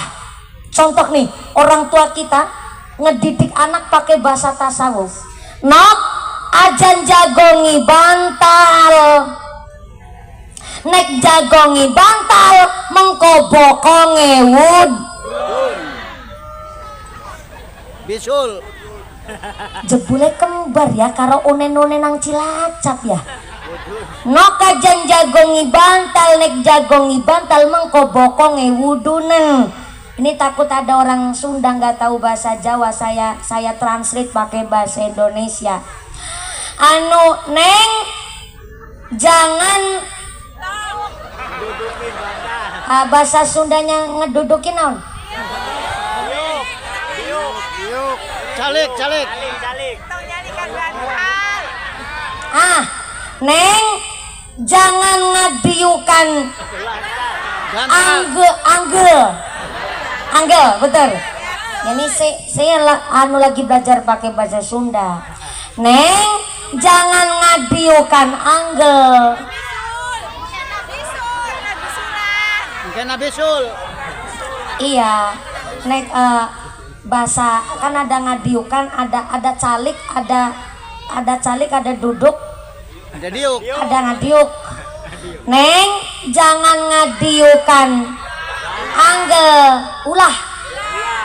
Ulah Neng ulah ngadiukan anggel. Soalnya kalau ngadiukan anggel maka bujurna, bujur apa busur? Bisul. Busurnya Bisul. bujur, maka bujurna bisulan. Bahasa Sundanya begitu tuh. Ya lo ngomong bahasa begitu aja sampai tenaga dalam keluar semua tuh tadi. Neng ajan jagongi bantal, nek jagongi bantal bokonge wudunen. Itu bukan tahayul, itu bukan mitos. Ini namanya pendidikan muqtadul hal. Saya ulang, muqtadul hal, menempatkan sesuatu sesuai dengan porsinya. Ibarat begini nih, ini kursi, wah disiapin nama Kuwu Zainuddin, mantep banget nih. Kursinya kayunya kayu jati, sofanya empuk dicalikin. Calikin.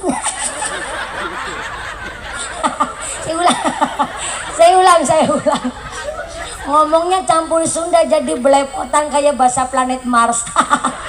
Kayunya kayu jati, kursinya ini sofa enak didudukin.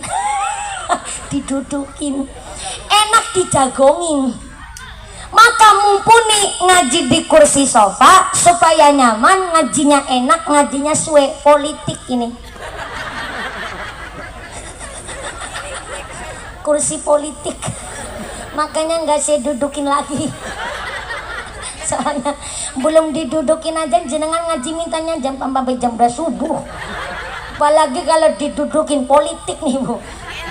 Tapi mumpuni jagong di kursi sofa nyaman, sampean pun begitu. Tapi senyaman-nyamannya kursi sofa dijagongi, giliran kewan cacing yang suruh duduk di kursi sofa. Kira-kira cacingnya cepet mati apa awet urip?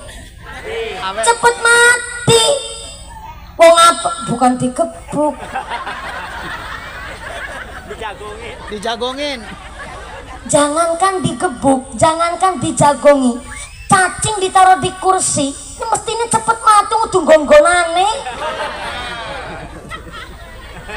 Ya Allah, pakai tenaga dalam bener aku ceramah. Bisa-bisa nih ibu orang nyambung nemen. Saya ulang. Nih. Saya sampean duduk di kursi sofa mestinya enak.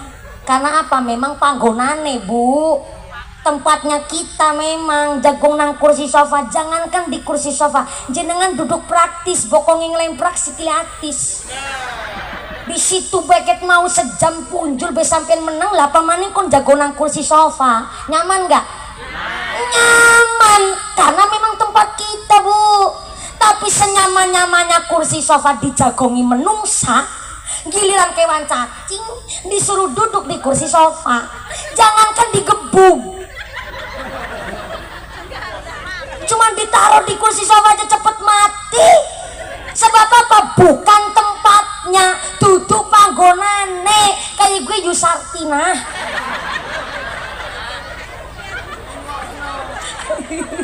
Gemes aku ngaji ke wong Subang kene. Oke, itu baru gambaran satu, karena masih ada yang belum paham. Saya lanjutin masalah bantal dijagongi bokong. Neng, ulang ngadiukan anggel. Nok, kepriora biasa bae, wong sampean dicamai murut-murut kayak kira paham kok. Gemes aku kalau sampean ceramah kawit mau ora paham jebule nangarep dewek ora pahaman. Neng ajan jagongi bantal, nek jagongi bantal bokonge wudunan. Ini bukan mitos, ini bukan tahayul, tapi muqtadul hal, menempatkan sesuatu ya sesuai porsinya. Bantal memang benda, tapi bantal tempat istirahatnya kepala itu bahasa Indonesia. Bahasa halus Sundanya mastaka.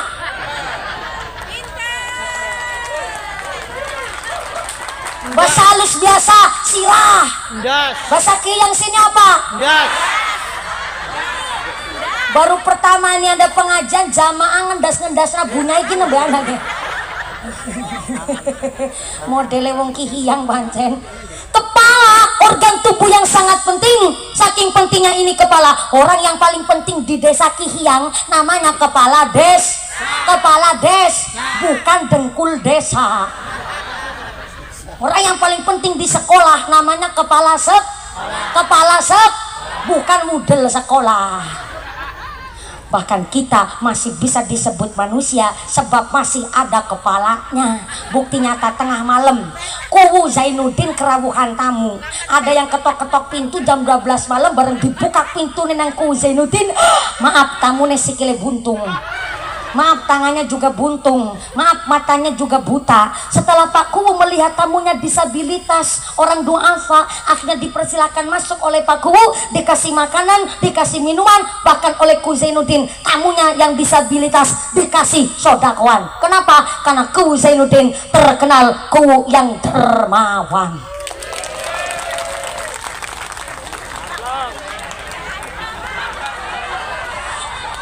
Kuwu Zainuddin laman beden ya jajal kok tertiteni meluna bayar amplop apora. Namanya ngaku kudu ada pembuktian. Cuma ngaku-ngaku dong, gimana saya mau percaya sama Kuwu sampean. Maaf ya Bu ya, lo melas nemen Kuwu langsung pucet wajah. Tapi beda cerita. Tengah malam Kuwu Zainuddin kerawuhan tamu. Ana sing ketok-ketok pintu bareng dibuka lawange, ternyata tamune Kuwu Zainuddin sikile genep loro. Tangannya juga lengkap loro. Tapi del tekan gulu sirai langka. Kayak-kayaknya nang Kuwu Zainuddin lawange langsung tutup jebrek, Kuwune langsung mlebu maring kamar terus ngeloni bantal guling sing bisa ngentut.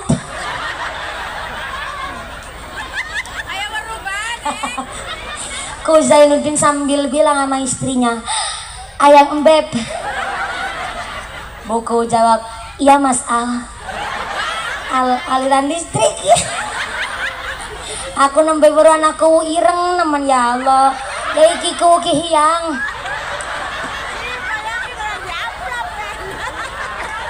Yang ireng-ireng gak usah jenengan kecil hati, wong ireng iku akeh keunggulane Kuwu. Pertama, keunggulannya wong ireng tahan lama.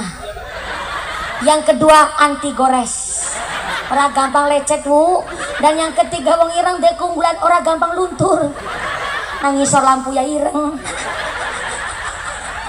lebar kehujanan tetap ireng. Ngapurannya ya Bu, ya Allah. Aku jadi gak enak sama Kuwu. Kuwu Zainuddin bilang sama istrinya, "Ayang Embeb." "Iya Mas kita musing tak buka kenalawang jebule dudu menungsa." Lah bisa nih Pak, langkah sirai. Sebab langkah sirai disebut bukan manusia. Lah kepala niki organ tubuh yang sangat penting. Bantal memang benda, tapi bantal dapat berkahnya kepala. Akhirnya bantal pun ikut mulia. Lah kok bantal malah dijagongi bokong? Ngece enggak? Ngece namanya. Cuma orang tua kita zaman dulu susah lesanya ngucap muqtadul hal. Akhirnya cuma ngancem doang. Aja jagongi bantal nok. Nek jagongi bantal pokoknya wudunen. Berarti orang tua kita zaman dulu mendidik anak dengan begitu pakai tasawufnya, begitu ilmunya tinggi masalah filosofi. Itu al-hilmu kata Sayyidina Ali. Yang kedua, al-ngilmu, warisan orang tua kepada anak. Sedangkan menurut sarah kitab Sulamut Taufik, ngilmu dari orang tua untuk anak dibagi dua. Yang pertama, ilmu ubudiyah. Saya ulang, ilmu ubudiyah, tata cara wudhu, tata cara sholat. Minimal anak keluar dari rumah sudah bisa membedakan mana yang membatalkan wudhu, mana yang membatalkan sholat.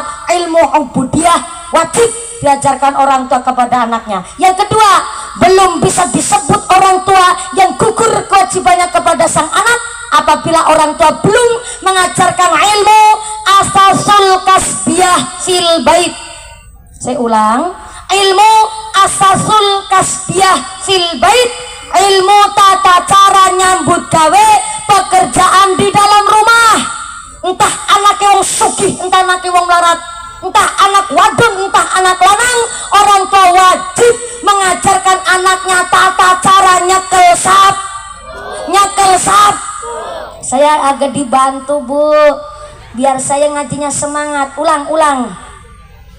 Kondisi sabar, sapu. Orang tua wajib mengajarkan ilmu asasul kasbiyah fil bait, tata cara nyuci pir, nyuci baj, nyumetom, ngubai baj, ngubai cau.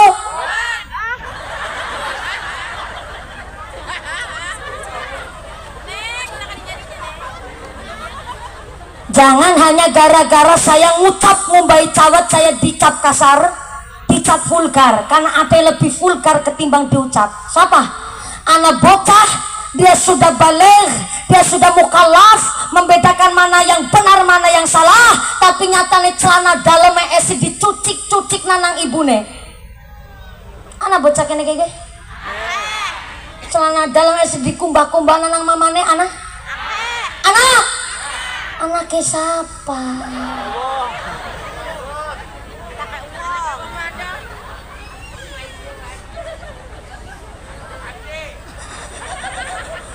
Ini maaf, saya ceramah nggak pakai nafsu kok. Saya ceramah pakai dasar kitab. Semua yang tadi saya sampaikan itu pakai dasar semua. Termasuk tadi saya ngomong ucap ngubai cawat Bu. Loh, di dalam kitab itu dijelaskan ada orang tua, anaknya sudah balik, sudah bisa membedakan mana salah mana benar, sudah SMP dan SMA, maaf, celana dalamnya masih dicucikan oleh ibunya, maka artinya Anda merendahkan derajat Anda sendiri sebagai seorang tua. Niat arepan muliakna anak tapi blosokna anak ibu Bu. Ada orang tua ngomong begini, saya ini wong sugih mumpuni, saya dari kecil saja nggak pernah nyuci baju, anaknya ya oleh ngumbai baju kok. Sampai saya bilang sama anak saya, nok isuk sekolah, sore ini les, bali les, orang usahanya kau sapu, langsung mapan turu bae melas, kesel istirahat. Niat muliakna anak tapi blosokna anak. Maaf Bu, namanya pekerjaan rumah jangan dianggap beban, tapi pekerjaan di dalam rumah adalah skill, keahlian yang harus dimiliki oleh setiap anak. Anak mana sih ngucap, mumpuni aku tukang macul, nek aku tukang macul, anakku aja jadi tukang macul, nek aku tukang macul, anakku minimal kudu jadi gubernur. Bener memang, melarat aja diturun-turunan, tapi namanya kewajiban orang tua adalah mengajarkan anak tata cara nyambut gawe pekerjaan rumah. Niku kewajiban orang tua, nggak ada yang keprok dulu dong. Gede tuan datang diperintah. Mikir begitu susah, pikirannya orang susah, kita namanya orang mikir, dikira orang mikir. Maaf, banyak seumuran saya kurang ngefan kepada saya Bu. Kenapa? Karena saya dikiranya itu mendiskriminasi anak. Padahal saya ceramah ini tadi Bu, mutlak saya memperjuangkan hak anak. Artinya bahwa orang tua kepingin punya anak soleh-solehah, ya orang tuanya dulu dong yang ngajarin. Soalnya nih maaf, banyak anak-anak seusia saya kurang suka dengan model ceramah saya. Senangnya ceramah yang sing solawatan, sing lampune murub Bu.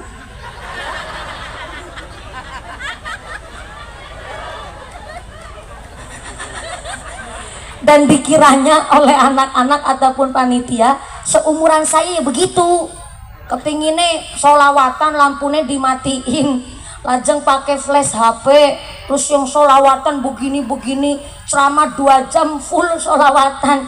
Insya Allah sih anak-anak sini udah pinter-pinter, tapi saya lagi belajar bagaimana saya membentuk pribadi saya juga kepengen jadi anak solehah, maka saya ngajak sama anak-anak panjenengan lewat orang tuanya terlebih dahulu. Padahal saya mutlak dari tadi ceramah belain anak zaman sekarang, cuma bocah pada kurang paham, ya ora apa-apa lah. Begitu anak-anak nih, akhirnya fans saya rata-rata nenek-nenek karo kaki-kaki Bu. Elah ora apa-apa sih, tapi kaki-kakinya teh sing ngake duit teh. bercanda selalu ala Nabi Muhammad. Saya mikir orang tua saya bisa ngedidik saya menjadi seperti ini. Pertanyaan dalam diri saya, apakah kelak ketika saya punya anak, saya juga bisa ngedidik anak saya seperti orang tua saya ngedidik saya? Jawabannya tidak. Kenapa? Karena setiap pergantian tahun metode pendidikan itu masing-masing. Bocah 5 sifatnya 5. Kelapa setundun itu nggak kembar semua Bapak Ibu. Ada yang kelapa kiring, kelapa dari, kelapa kopior, kelapa gabuk, para maning kelapa gerbudeg. Itu kelapa. Jangankan kelapa, masyarakat apalagi nih, masyarakat desa Kihiang. Pilihan kepala desa pasti kemarin ada yang milih Kowo Zainuddin, mungkin ada yang memilih rivalnya. Tapi yang sudah ya udahlah. Untuk tetangga saya juga ada kemarin suaminya milih Jokowi, istrinya milih Prabowo. Alhamdulillah kemarin sing wadon meteng maning.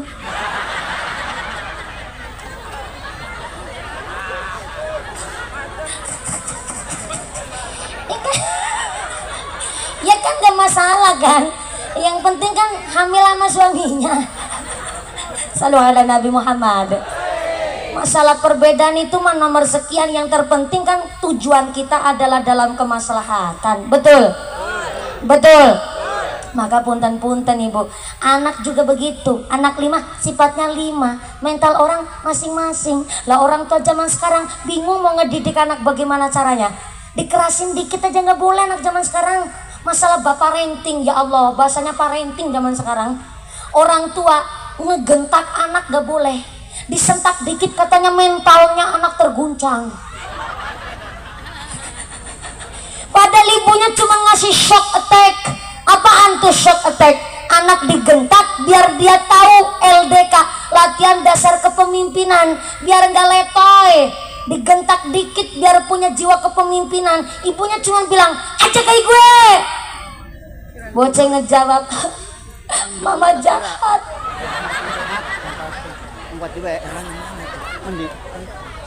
Bapaknya udah wudhu, anaknya belum mandi. Bapaknya juga udah mau ke masjid, anak belum juga mandi. Bapaknya langsung nyelentik kupingnya bocah. Ceper, bocah ngejawab, ayah udah nggak kayak dulu. Ayah udah nggak sayangnya sama aku. Bocah curhat di dalam surat langsung berangkat minggat. Anak zaman sekarang kalau minggat betulan Bu. Ini maaf ya, kalau bapaknya tukang macul, cita-citanya ayahnya sang anak gak boleh jadi tukang macul, minimal jadi gubernur. Apa salahnya anaknya diajak ke sawah biar anak ngerti ternyata dia sekolah dibiayai oleh tukang macul, biar dia ngerti dia sekolah sampai sarjana ternyata dari hasil jerih payah keringatnya si tukang macul. Anak zaman sekarang gak ngerti mana asahan mana arit. Mana tahu anak zaman sekarang mana gaman mana pesong, gak tahu. Mana lading mana bungkal, gak tahu anak zaman sekarang. Makanya walaupun ayahnya tukang macul, cita-citanya ayahnya sang anak bisa jadi gubernur, apa salahnya anak dibawa ke sawah? Dia disuruh ublek benang sawah gak apa-apa, biar ngerti. Oh mopok kayak kai mopok, oh galeng kayak kai galeng, nyuk nyuk nyuk srepet gesruk, nyuk nyuk nyuk srepet gesruk.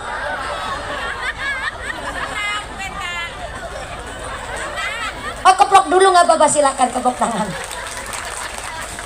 Wong mopok kan kayak gue Bu, nyuk nyuk nyuk srepet gesruk.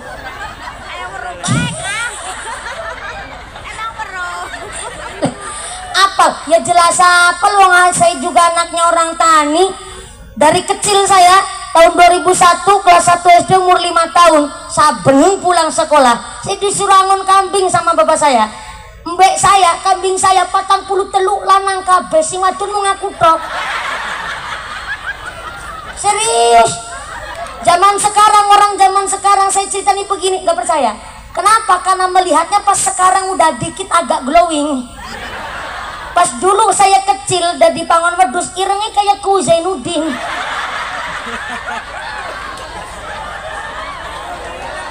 Kuncir satu cuma kaos kutangan berangkat saya angon kambing. Ya cuma angon kambing di tangan saya oleh ibu saya dikasih namanya tremos es lilin. Saben pulang dari angon kambing tangan saya ini bekas ada gagang tremos es. Yang saya tawarin es itu orang-orang di sawah lagi macul, saya tawarin es, Pak kerso es nopo mboten? Jawabnya begini, nang tengah sawat tawani es. Laka duit. Mana geruli utang. Lah kalau bapak utangnya di sawah, nyari utangnya di mana, Pak? Kue kan anaknya Arwan, bapak saya namanya Arwan. Bapakmu bukan Arwan, umamu durung pindah-pindah. Aku ngerti umamu tidak sarutang, sampai sekarang belum disarutang ini. Saya bersyukur saya pernah jadi pangon kambing. Bahkan saya ceramah dari kelas 3 SD jauh sebelum di Indosiar. Tahun 2014 dan 2017 jenengan lihat saya di Indosiar. Alhamdulillah, rahmat Allah tentu SMS dari jenengan juga. Lantaran dari SMS dugaan sampean, saya mumpuni adalah salah satu daiyah Indosiar yang juara 1 berulang kali di Indosiar, hanya mumpuni Handayati.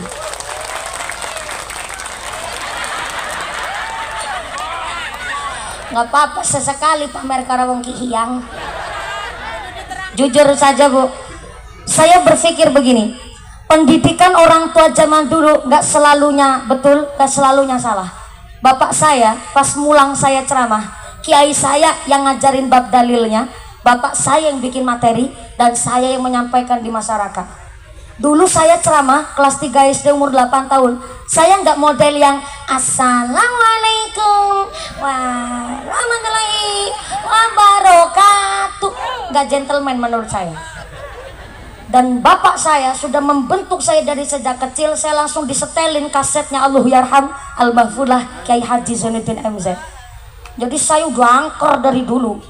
Nggak yang Assalamualaikum warahmatullahi. Kenapa? Karena saya dari kecil udah jadi pangon kambing, dan model bapak saya membentuk saya ceramah itu dengan metodenya sekali sedikit saja salah langsung tabok. Model bapak saya yang ngelatih saya ceramah. Pulang ceramah kok ada dalil ataupun ucapan yang salah ketika sedang ceramah, walaupun sampai rumah jam 12 subuh saya dimarahin sampai pagi. Pagi berangkat sekolah, habis pulang sekolah dimarahin lagi sampai tuh di kontinu gue marah bapak nih kulo. Heran saya. Dan ketika ada air di meja, kan saya ngantuk kalau latihan ceramah dari Isya sampai subuh, dari Isya sampai subuh kalau latihan ceramah. Ada air di meja, siramin ke muka kalau saya ngantuk. Begitu keras bapak saya mendidik saya. Tapi saya bersyukur akhirnya hari ini saya jadi jomblo tahan banting.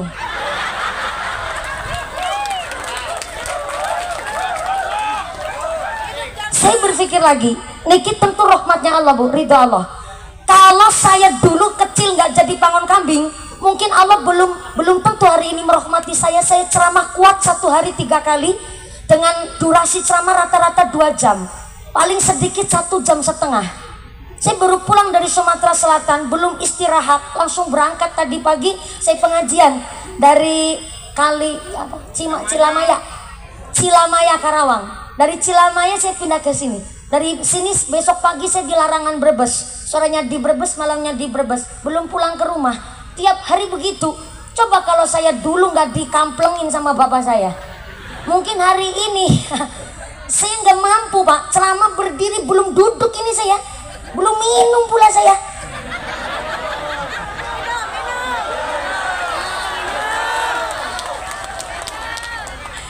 Saya sedang mengoptimalkan dan saya berusaha untuk mastatoktum. Saya mikir begini, saya masih muda. Kiai saya Allahyarham Al-Mahfulah Kiai Hariri Sofa Pondok Pesantren Darussalam Dukaulu Prokerto pernah pas lagi sakitnya di rumah sakit, saya jenguk ke rumah sakit. Kiai saya bilang begini, mumpuni nih abah ginjalnya kena gara-gara rata-rata mubalik itu habis ceramah disuruh nyicipin makanannya panitia. Jam 12:30 malam makan, ya diimbangin sholat tahajud. Tapi karena harusnya perut ini istirahat, wayanya zikir, wayanya sholat qiyamul lail, tapi ternyata makan, habis itu istirahat, ginjalnya abah kena. Besok kalau kamu masih dipercaya oleh masyarakat, Allah amanahi kamu ceramah, banyakin ceramahnya sambil berdiri, supaya apa? Tenaganya ini terpakai. Akhirnya lemak-lemak pun ikut terbakar. Jadi kenapa dari tadi ceramah ambil olahraga sampai begini pula. Ini bukan karena centil saya Bu, ini saya sedang mengoptimalkan masa muda saya. Saya menyampaikan kepada sampean, bukan saya pamer cerita kehidupan saya, tapi saya cuma titip pesan, entah Anda orang tua baik sugih ataupun kaya, pendidikan orang tua, masalah pekerjaan rumah jangan dianggap beban, tapi jadikan skill, keahlian, supaya anak ngerti cara minimal bertanggung jawab apa yang melekat di dalam badannya. Sampai hal sepele, maaf, celana dalam saja, ini adalah tanggung jawab seorang anak. Dia berangkat dari tempat tidurnya, dia bertanggung jawab atas apa yang ada di dalam kamarnya. Niki adalah orang tua sedang mengajarkan sesuai dengan apa yang diajarkan oleh kitab. Mudah-mudahan orang tua kita dan kita semua sebagai anak bisa birrul walidain. Orang tua kita diberikan sehat walafiat, diberikan anak yang soleh dan solehah, yang sudah di alam barzah mudah-mudahan diparingi padang jembar kubure, digampangkan hisabnya, diberikan panggonan sorga. Allahumma. Jam berapa? Jam berapa? Jam 10. Jam 10 waktu Indonesia Kihyang. Jadi di Kihyang itu jamnya mundur. Saya tadi naik jam 9 lebih 5 menit, sekarang udah jam 11 kurang 5 menit. Ya Allah. Tuh kan ceramahnya 2 jam kan? Inilah kenapa dari tadi saya bilang sama Ku Zainuddin, Ku, acaranya udah dimulai belum? Udah, Pak Sekcam udah sambutan, tinggal mumpuni. Alhamdulillah nih, hari ini bisa buat contoh dan teladan, mantep banget Ku dan kepanitianya. Tepuk tangan dulu dong. Keren. Begini yang saya maksud, kalau ngajinya gasik, ngajinya semangat, ngajinya lama tapi nggak kerasa. Gimana ngajinya mau keras, orang pada merem kabeh kerasa. Enggak ya Bu ya, saking semangatnya jadi nggak kerasa, ternyata udah jam 11. Jadi ngapunten sangat Ku Zainuddin niki sesuai dengan arahan panjenengan. Bener Ku Zainuddin sesuai dengan arahan panjenengan. Saya datang ke sini alhamdulillah sesuai dengan proses dari panitia ngundang saya sampai detik hari ini saya sowan. Alhamdulillah saya hari ini tidak merasa sebagai tamu tapi merasa sebagai saudara yang lama tidak berjumpa dengan masyarakat wonten inggene Kihyang. Maka mudah-mudahan Ku Zainuddin dan seluruh kepemerintahan panitia pada malam hari ini ditetapkan imannya, ditetapkan Islamnya, ditambahkan ihsannya, dijauhkan dari sifat yang zalim, jadi Ku yang adil, Ku yang membawa kemakmuran, Ku yang membawa manfaat, Ku yang membawa barokah. Allahumma. Kita semua diberikan sehat walafiat, jadi masyarakat yang ahli ibadah, masyarakat yang ahlul jannah, pungkasan yuswa saged husnul khatimah. Amin Allahumma. Ada sedikit informasi dari panitia, pengumuman dari akhirat. Barang siapa berangkat ngaji belum dipimpin doa gugupan uih ka bumi, maka suaminya nikah lagi. 2 menit saja Ibu, nanti doa akan dimahami langsung oleh Bapak Kiai. Saya tidak mampu untuk memimpin doa Kiai karena ngapunten sangat, saya masih santri derek tabarukan ngalah barokah. Semoga Mbah Kiai ingkang mengimami doa pengajian pada malam hari ini. Yang pertama Ku Zainuddin terima kasih telah memfasilitasi kami warga masyarakat bisa bersilaturahim. Pak Sekcam Binong terima kasih hadirnya. Bapak DPR terima kasih, Bapak Robert, Bapak Haji Daswanto terima kasih, para romo kiai, para akhinal kiram, para kiai terima kasih hadirnya, para kubu-kubu sekecamatan Binong juga matur manun sangat, dan Vidya Surya NU matur manun sangat. Mudah-mudahan setelah doa usai panjang pulang dengan tidak ada halangan satu apa, bisa bertemu lagi di lain majelis. Amin Allahumma. Saya harap cuma 2 menit saja Ibu untuk hikmat mengaminkan doa yang nanti akan dimami langsung oleh Bapak Kiai. Semoga dari awal sampai akhir segala kekurangan mohon maaf yang sebesar-besarnya. Terima kasih atas segala perhatian, mohon maaf atas segala kekurangan. Usikum wa nafsi bitaqwallah. Wassalamualaikum warahmatullahi wabarakatuh. Dimohon jangan dulu bubar. Untuk doa nanti kita mahalul qiyam terlebih dahulu. Kepada yang terhormat Bapak Sekma, Bapak Camat Compreng, Pak Kades.